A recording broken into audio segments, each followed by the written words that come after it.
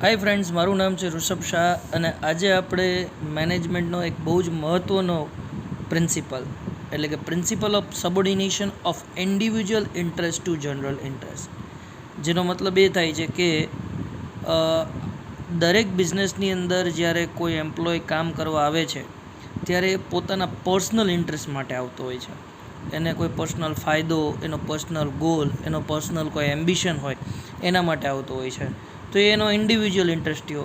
તો બધા જેટલા પણ એમ્પ્લોઈઝ કંપનીમાં કામ કરવા આવતા હોય છે દરેક પોતાના individual selfish motive, personal ambition માટે આવતા હોય છે.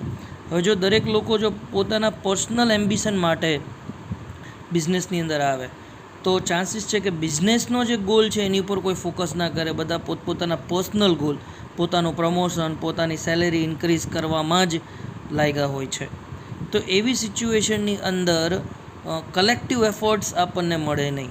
દરેક લોકો પોતપોતાની રીતે કામ કરશે, પોતાના એમ્બિશન માટે કામ કરશે, કંપનીના ગોલ ઉપર ફોકસ કરશે નહીં. આપણે એવું જોયું હશે કે ઘણી વખત બિઝનેસની અંદર ઘણા બધા એમ્પ્લોઈઝ બિઝનેસ એટલે કે જે ઓર્ગેનાઇઝેશન માટે કામ કરવાનું એની જગ્યાએ પોતાના માટે કામ કરતા હોય છે અને આના કારણે કંપનીના ગોલ એચીવ થતા નથી. પર્સનલ ગોલ મે બી એચીવ થાય પણ કંપનીના ગોલ એચીવ થતા નથી. તો જોઈએ આપણે શું કહે છે. Management is an collective activity and hence there should be coordination between person and department. તો મેનેજમેન્ટ એ કલેક્ટિવ એક્ટિવિટી છે, એટલે ટીમ વર્ક છે અને દરેક ડિપાર્ટમેન્ટ અને દરેક પર્સન વચ્ચે કોર્ડિનેશન હોવું જરૂરી છે.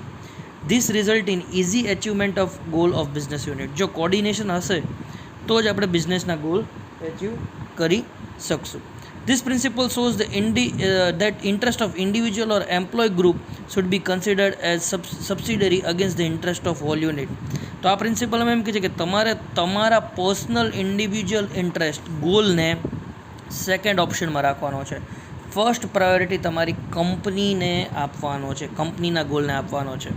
આપણે એક એક્ઝામ્પલ લઈએ. માની લો કે એક ક્રિકેટ ટીમ છે અને એ જે ક્રિકેટ ટીમ છે એમાં દરેક પ્લેયર પોતાના માટે રમે છે, પોતાના પર્સનલ કેરિયર માટે રમે છે. દે don't focus on coordination and team work and team goal and team achievement. તો એવું થશે કે દરેક પ્લેયર પોતાના માટે તો સારું રમશે પણ અલ્ટિમેટલી ટીમ હારી જશે, કેમ કે એનો મોટિવ જે છે દરેક પ્લેયરનો સેલ્ફિશ છે, એકબીજા સાથે કોર્ડિનેટ કરશે નહીં. તો આગળ એવું કહે છે this means that common interest should be prominent instead of individual interest. એટલે કે બધાનો કંપનીની અંદર કામ કરતા દરેક એમ્પ્લોયનો કોમન ઇન્ટરેસ્ટ હોવો જોઈએ. એ કોમન ઇન્ટરેસ્ટ એટલે કે to achieve the goal of the company, individual interest બિલકુલ હોવો જોઈએ નહીં. એ કંપનીની બહાર જે પણ પ્રકારના ઇન્ડિવિજ્યુઅલ ઇન્ટરેસ્ટ, ગોલ, એમ્બિશન જે એ કંપનીની બહાર. તો જો તમે તમારા ઇન્ડિવિજ્યુઅલ ઇન્ટરેસ્ટને કંપનીની અંદર લઈને આવશો તો you are wasting the time, money and energy of the company. અને દરેક વ્યક્તિ એવું કરશે તો કંપનીના પૈસા દરેક વ્યક્તિના ઇન્ડિવિજ્યુઅલ એચિવમેન્ટ પાછળ બગડશે, ટાઈમ ઇન્ડિવિજ્યુઅલ એચિવમેન્ટ પાછળ બગડશે અને એનર્જી બી બગડશે અને અલ્ટિમેટલી કંપની સક્સેસફુલ થઈ શકશે નહીં.